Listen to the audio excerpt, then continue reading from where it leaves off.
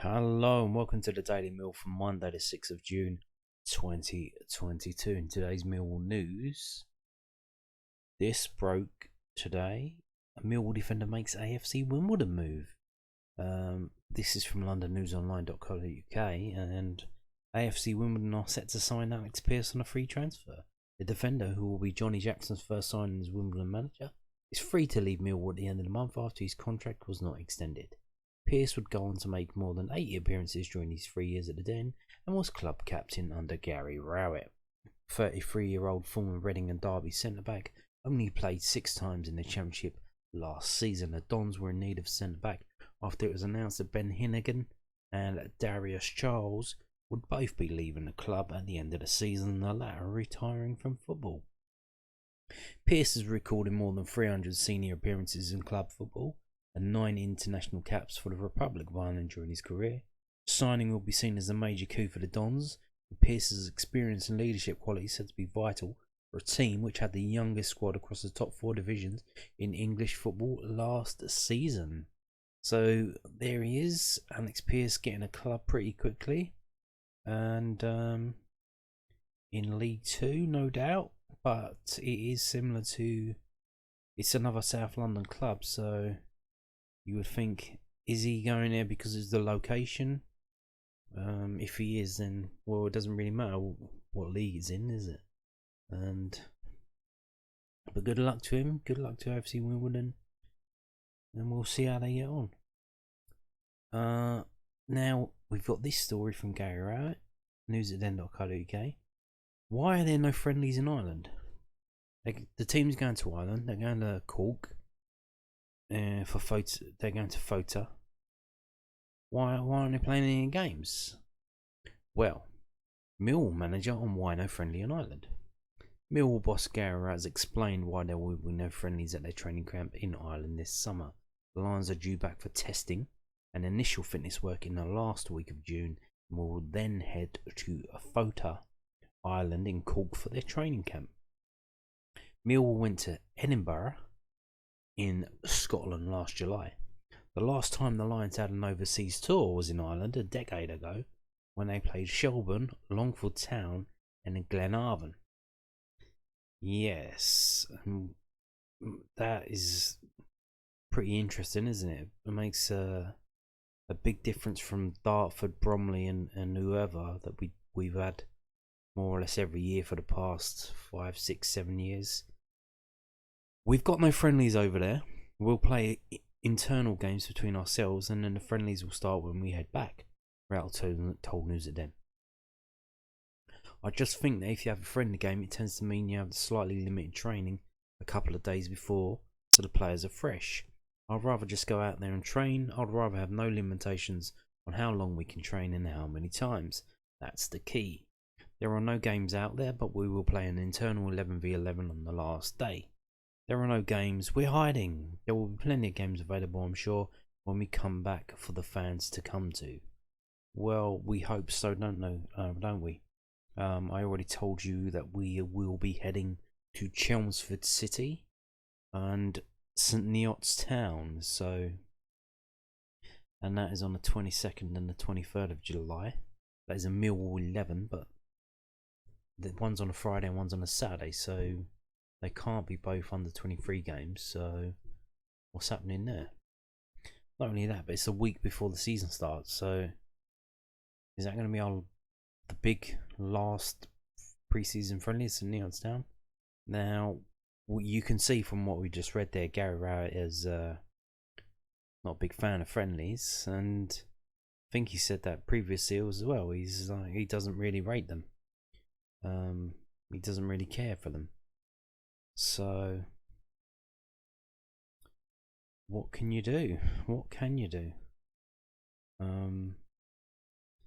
But there are other teams going out to that training ground, Fota Island and Cork. Stoke are going there as well this in summer. So if they're out there the same time as us, maybe we might play them. I don't know, but yeah, Gary, not a big fan of friendlies, and he probably could do without them, but fans love them. Pretty decent.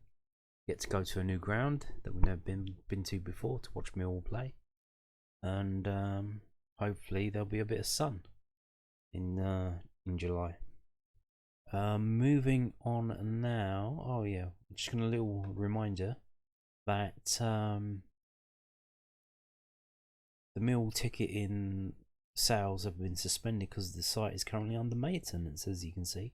Now this came into effect from 5 PM today and is set to last until Thursday, but they said they would tell us if it's going to finish earlier or going to finish later. So Thursday, come back and you can start buying tickets again, season tickets. Memberships are on sale as well, so all of that stuff. But from now until then, no ticket sales are possible. And we're going to finish with this, which is a bit of a weird one that just popped up out of nowhere. It's from a site called lowerblock.com. And Jerome Favre. No one likes us.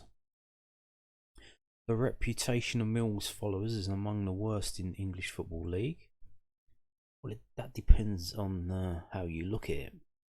But the Lions embittered fans are adamant the bad press is not all justified. No one likes us, but one man at least, photographer Jerome Favre, cares enough to document life among these infamous fans. There you go. So what this is this French geezer from northern France. He's from Lens.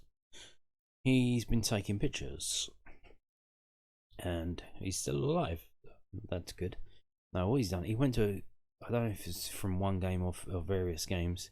He's been taking pictures of sort of match day and stuff like that, and apparently it's for some exhibition and maybe a book as well. So we'll scroll down and have a little look. Favre called his project "No One Likes Us" after finding himself drawn towards life at a den. He followed the Lions through the 21-22 season as the club chased promotion to the Premier League, narrowly missing out on making the playoffs.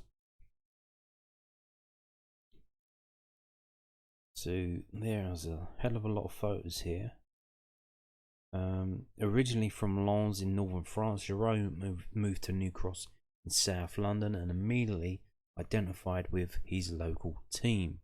He wanted to follow a working class club as he did from his childhood back home, and felt Millwall fitted the bill, describing top flight football in general as gentrifying. Indeed.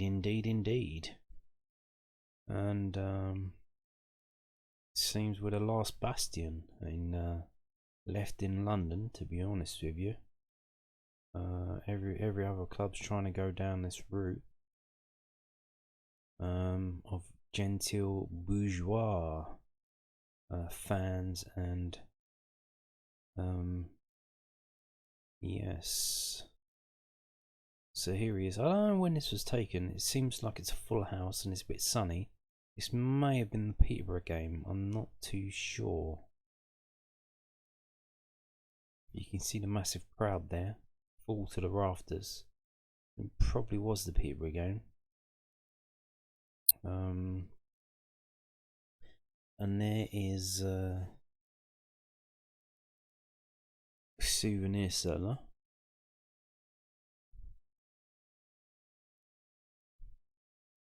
So yeah, you can see as I scrolled through, he's been taking all these pictures. Some of them are artsy, some of them feel a bit weird. They feel like they're probably made for to be blown up and put on a wall for an exhibition, which I think he does have a plan to do that. He was after something that felt cultural, working class and traditional in its roots. He was also drawn towards the club's supporters' bad reputation, and his pictures are the result of a fresh and honest look at their fans as he re-evaluates their position in contemporary football culture. Football clubs and communities have always gone hand in hand, he said. Mill's original fans came from a canning factory on the Isle of Dogs. The Wheel Shunters Club there. Those that know.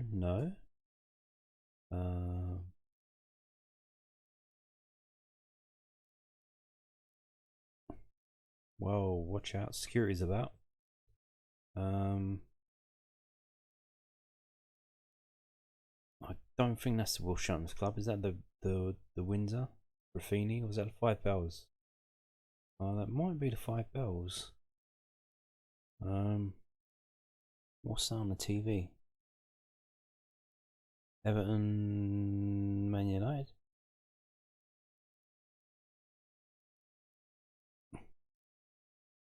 There's the CBL bar.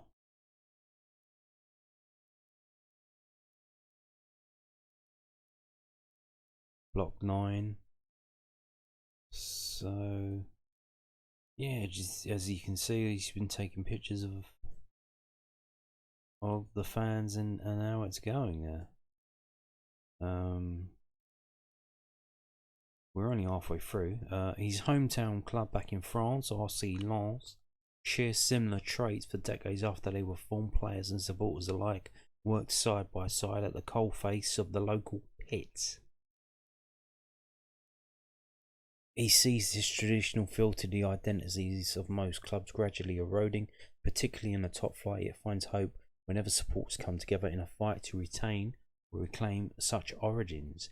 He found those cultural traditions at Lens and he's rediscovered just the same at the Den.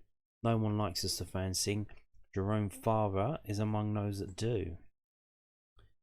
But for how long, though? For how long? Because, as we know, he's taking these pictures and this is set to go. It's all gonna go. What do I mean by that? Well, I think that's the Millwall Cafe there. That's set to be demolished, I believe. That's part of renewal bullshit.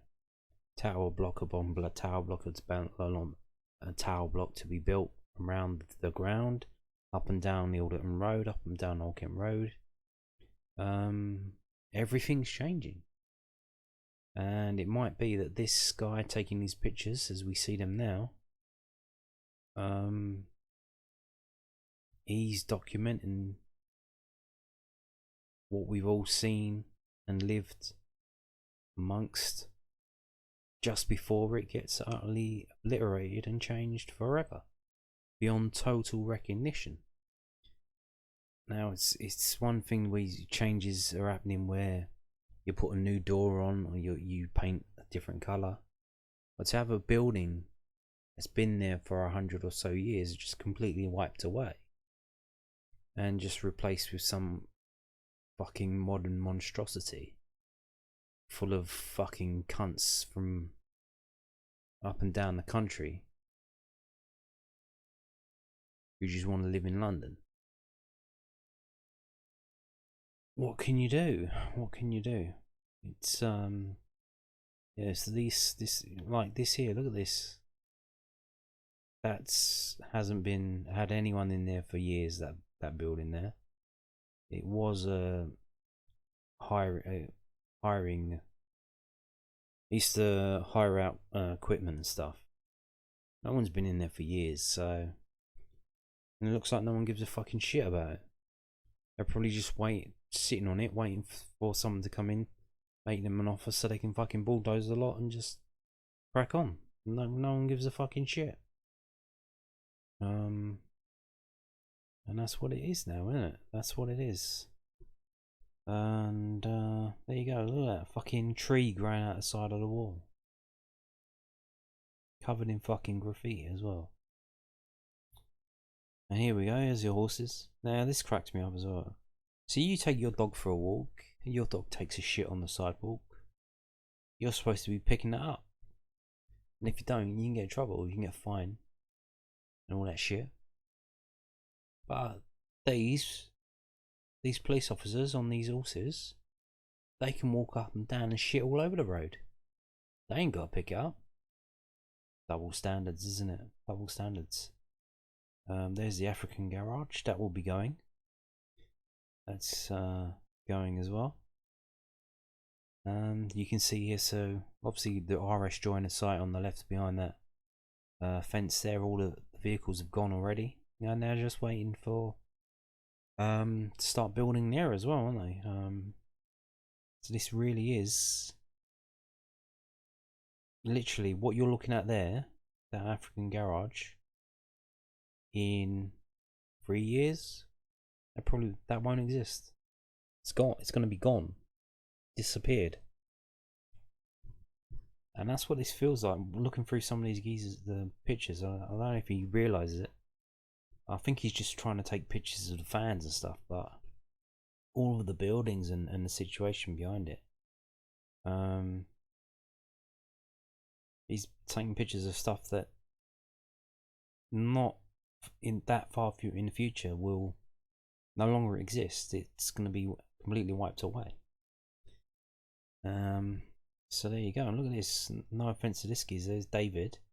Been going to the den for 70 years. How long's he going to be around? Is this one of the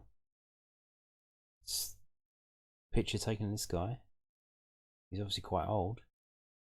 No offense, but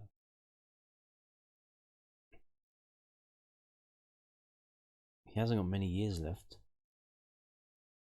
And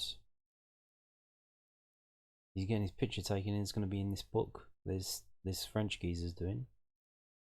And someone's gonna buy that, and this guy's picture and his name, David, gonna be in that book forever.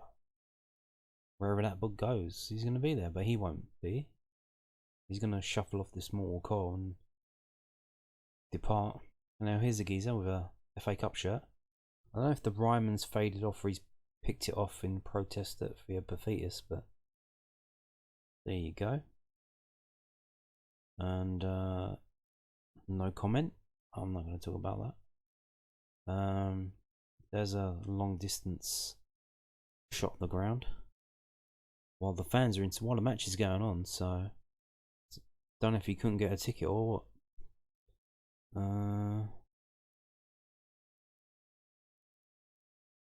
We're still going. There's pictures of people. Dave, Kevin, Keisha, and there's a lovely man there with tattoos on his face. ACAB, fuck all cops, fuck the police, and fuck Tory scum. Oh, interesting. And there's what look like a couple of underage drinkers, but I don't know, are they over 18? Drinking Fosters.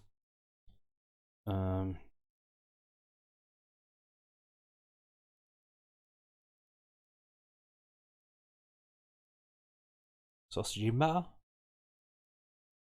And there is, I never knew this guy's name. I've seen him for ages, but here's the thing. He was always on Zamra Road. When I was going to the games, always on Zamra Road. I haven't seen him for fucking ages, probably 2 or 3 seasons. I thought he was passed away, you know. Turns out, so he's round the other side now. Probably because of the Millwall Cafe, so he's trying to get a bit of advantage. And people who don't want to walk all the fucking way round the ground to the Millwall Cafe, so fair play to him, he's got his head screwed on. But I haven't seen him for like 3 or 4 years. And his name's Enwin. What a name is he, Wash? He's been working outside the den since he was 10 years old. Damn. Crazy, huh? He's a fixture.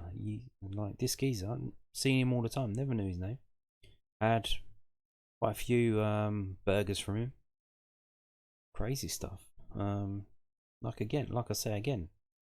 How long is this guy gonna go on for? He was there for 10 years. Since he was 10 years old. How old is he now? He was at least 65 now.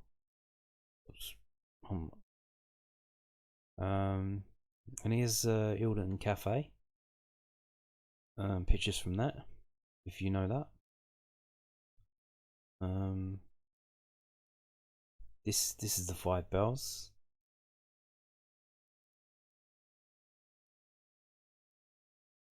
Like I said, this guy's been all around the place taking pictures.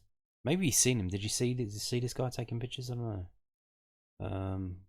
There's Maurice there on the left. He's been a Mill fan for 55 years. And there's John the Mod on the right there, following the line since 1971. Crazy stuff there. This is obviously round the back of the east stand. Peter, Millwall fan since 1959. So he's getting all the people. He's getting the old ones, the young ones as well. There's a geezer. He's got husky chocolate there. Have you had that? It's pretty decent. That husky chocolate. And there, the mum's not too impressed there of this geezer taking pictures of the kids. Got a weird look on her face. Interesting stuff. And there's a night shot. Is that a night game? So, like I said, it looks like he's been going around the whole place, different games as well. That's around the back as well, isn't it? There, look at that scarf alignment, perfectly aligned there. Absolutely brilliant. Oh, it says they're perfectly aligned scarf. Yes, I agree. Cool looking dude there with his shades. Cool looking woman there with her shades in an interesting place. We're back at the Will Shunters Club there. Back outside the Mill Cafe. And there you go. If you're still watching, that is it. Got to the end. Jerome's project will be available as a photo zine, basically a magazine, called The Den, in partnership with Super Wedge Press at the Photo Book Cafe from the 30th of June 2022, with plans for a photo book and exhibition at a later date. And you can RSVP if you want to go to that, to the launch. It's free. Just get on Eventbrite, eventbrite.co.uk, The Den by Jerome Favre. Yeah, join us for the launch of The Den, Thursday the 30th of June, 6 to 9 PM. Photo Book Cafe, 4 Leonard Circus, London, EC2A 4DQ. Yeah. There, just thought pretty weird, interesting stuff there, photographs and shit. So all these photographs are going to be like printed up in a magazine, and then some of them on an exhibition and stuff like that. And like I said, really could be the end of an era. Massive changes coming into the local area, so could be something worth having if you want to be nostalgic in 30 years time, looking back at what it was, as you are surrounded by tower blocks of steel and glass. And on that note, thank you for watching and